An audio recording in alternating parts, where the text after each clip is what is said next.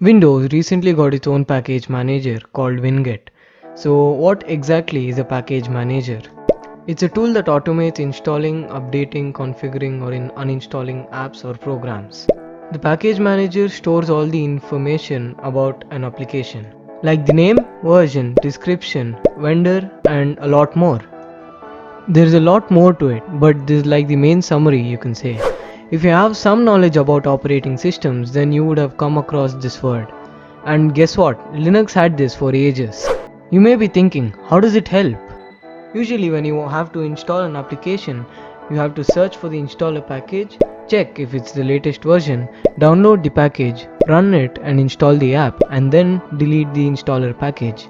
But through a package manager, you can do all this through one command on the terminal. Don't get scared seeing the command prompt, as this is a pretty simple line, it's just a single line.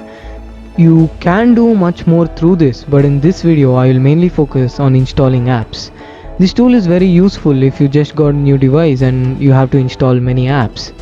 Firstly, open Microsoft Store and type app installer and install the app.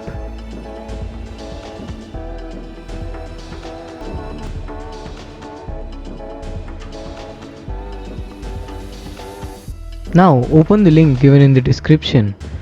Under there you can see something called releases. Click on it and then find the installer package. It should be around 17.5 MB.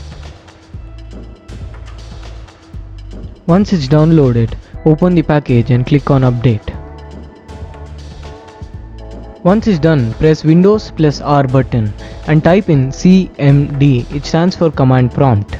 Now type winget to confirm the installation. If you see an error, repeat the whole process again. To install an app, type winget space install space the app's name in double quotes. If the package exists under the Microsoft database, then it'll get installed, or else you have to manually do it. This is because the tool is new and Microsoft does not have many packages as of now. But in the future, it will have almost all the packages.